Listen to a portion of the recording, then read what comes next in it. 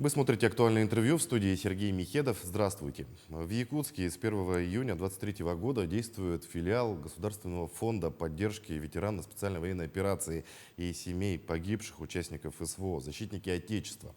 Какую помощь оказывает фонд участникам боевых действий и их семьям? Гость студии Алексей Александров, руководитель регионального отделения фонда «Защитники Отечества». Алексей Иванович, здравствуйте. Здравствуйте, Сергей. Вот какие задачи, да, стоят перед фондом, по каким направлениям работает фонд? Давайте напомним нашим телезрителям. Ну, наших телезрителей поздравляю с Днем России, во-первых. Ну и мы уже год работаем практически, можно подводить какие-то предварительные итоги. Ну, основная задача – это возврат наших ребят после участия в специальной военной операции.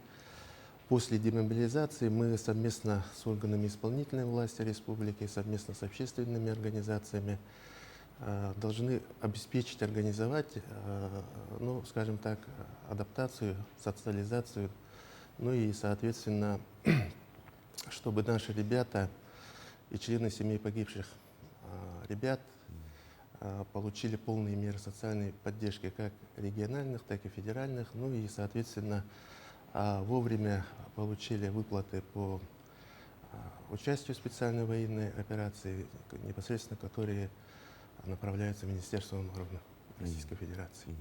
Ну вот какую помощь, да, конкретно вы оказываете участникам спецоперации и их семьям? Ну, у нас два, скажем так, основных направления. Это социальное сопровождение и медицинское сопровождение. Здесь мы тесно взаимодействуем с органами исполнительной власти, с органами соцзащиты, здравоохранения. И два тоже очень важных направления – это общественные проекты, которые включают в себя патриотическое воспитание граждан, подрастающего поколения, да, и, соответственно, увековечение памяти наших героев. Ну и здесь очень важно, чтобы наши ребята после возвращения получили, если это требуется, да, психологическую помощь, в том числе и бесплатную юридическую помощь. Ну и, соответственно, у нас на сегодня одним из актуальных вопросов является работа с инвалидами, которые, ну, ребята, которые получили увечья, тяжелые ранения, соответственно, у многих требуется прохождение ну, дополнительного лечения, получения медицинской реабилитации, социальной реабилитации, ну и, соответственно, дополнительного протезирования, получения технических средств реабилитации. Ну, в том числе одним из новых направлений работы, это на сегодня, я имею в виду по инвалидам, это адаптация жилья инвалидов. То есть, соответственно, делается оценка жилья, составляется акт. В этой работе задействованы комиссии на муниципальном уровне. Мы привлекаем в эту работу экспертов Всероссийского общества инвалидов. Ну и, соответственно, по итогам подготавливаем все документы и направляем в центральный аппарат Госфонда «Защитники Отечества», чтобы ну, провести определенные работы по адаптации жилья для инвалидов. Какая работа, да, идет в части помощи семьям погибших бойцов? Ну, это самая важная категория, скажем так, да. Здесь у нас каждая семья, каждый член семьи погибшего, умершего участника специальной военной операции находится на комплексном сопровождении, то есть весь спектр вопросов нерешенных, да, по тем вопросам, в которых люди получили отказы, затруднения, да, в решении тех или иных вопросов. Мы здесь подключаемся и помогаем решать эти вопросы с органами исполнительной власти, муниципальной власти, да, то есть, соответственно, оперативно реагируем. Ну и комплексное сопровождение само по себе включает, что каждый социальный координатор филиала фонда находится на постоянной связи с нашими подопечными и, соответственно, помогает получить своевременно психологическую помощь, да, бесплатную юридическую помощь. Ну и, естественно, мы стараемся их привлекать в наши общественные проекты, в том числе особенно актуально мероприятия, вот, проводимые самим ГОСФОНДом, да, федерального уровня, а также ну, сейчас вовлекаем наших участников специальной военной операции, демобилизованных уже, да, то есть в спорт, стараемся проводить спортивные мероприятия, в том числе и по адаптивным видам спорта. Ну вот как раз-таки здесь вот, в республике проведено два мероприятия.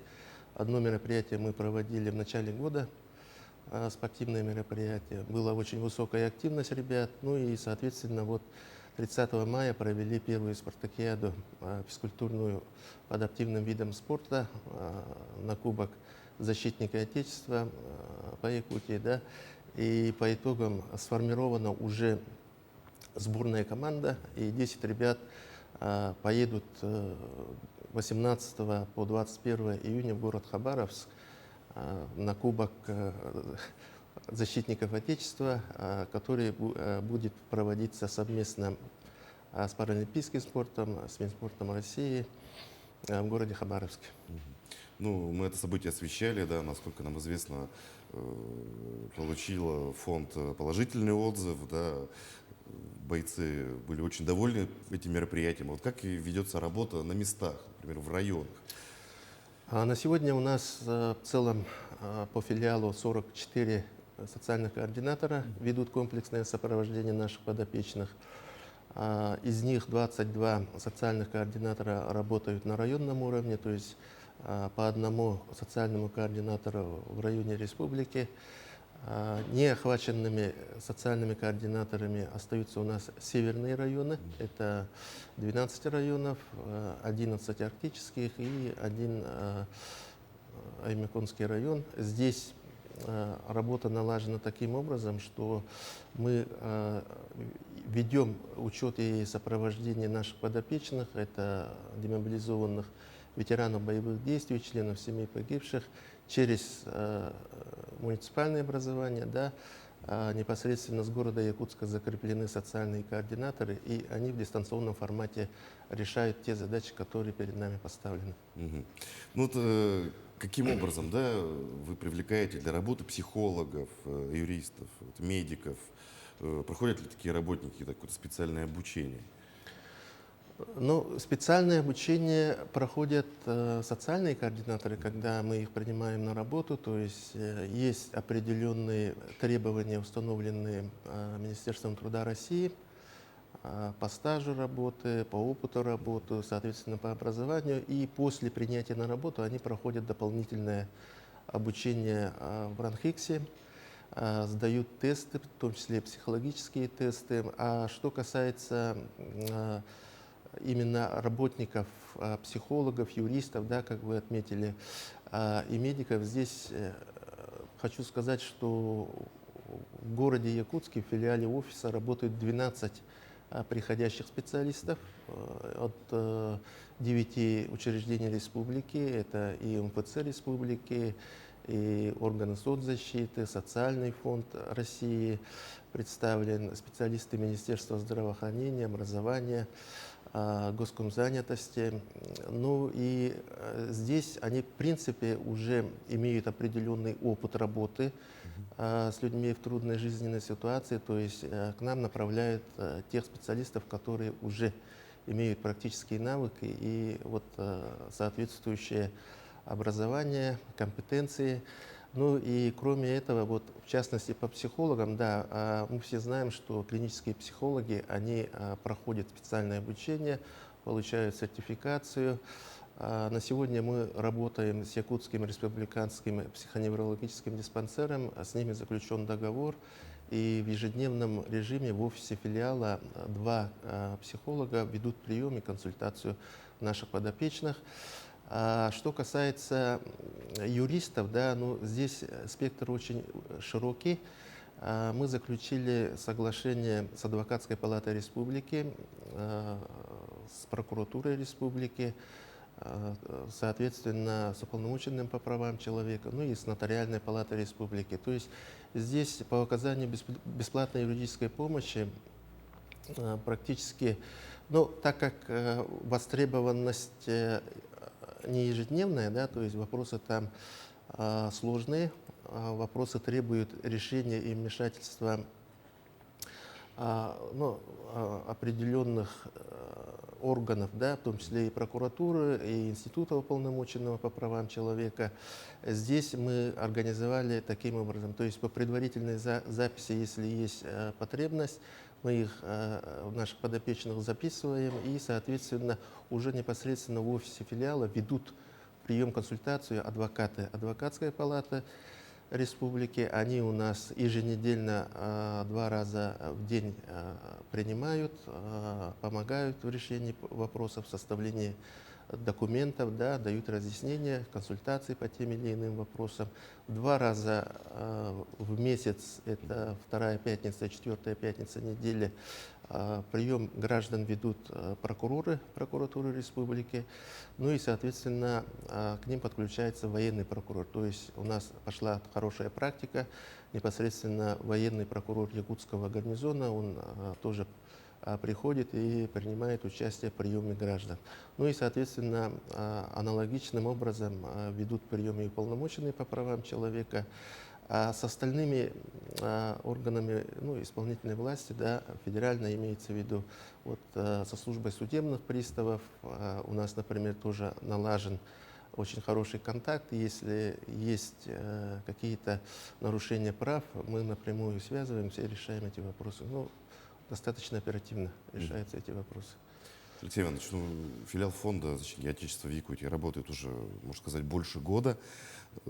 Сколько, да, мер поддержки, скажем так, да, уже оказано якутянам, ветеранам боевых действий, семьям, да, бойцов за этот год? Ну и какие тенденции вы можете отметить, да, в каком направлении сейчас движется фонд и в каком будет двигаться дальше? Ну, буквально за год к нам обратилось более 6 тысяч граждан. Это все категории граждан, не только уволенные с военной службы, ветераны боевых действий и члены семей погибших. Это члены семей действующих военнослужащих, сами военнослужащие действующие. Они, ну, когда приезжают в отпуска, обязательно к нам заглядывают, сверяются, получают те или иные консультации.